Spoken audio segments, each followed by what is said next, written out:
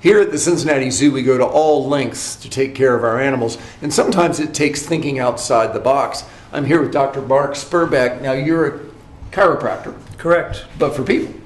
Correct. And tigers. And apparently now, yes. Hey, remember me, buddy?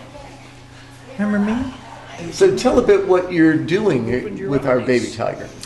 So it was described to me that there was trauma at birth, and over the next 3 days, the tiger cub got more lethargic, wasn't sucking, failure to thrive.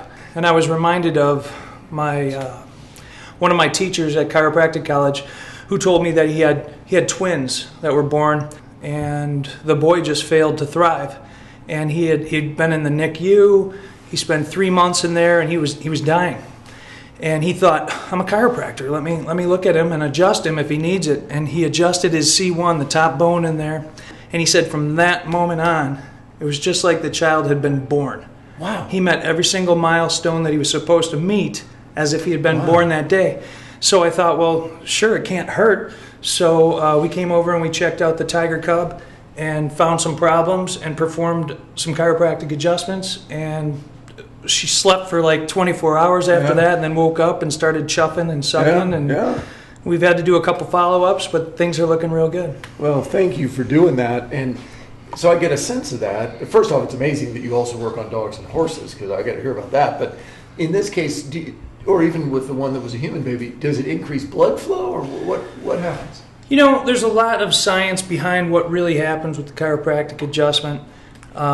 There's been reflex pathways shown in the nervous system that go up to the brain. There's endorphin releases. There's freedom of motion. What we do know is 95% of the nerve impulses that exit out of the brain have to travel through that bone, that first bone. Okay. And if that's out of alignment, it's going to ruin everything that goes down there. And by setting that back where it belongs, you restore the nerve flow to the rest of the body.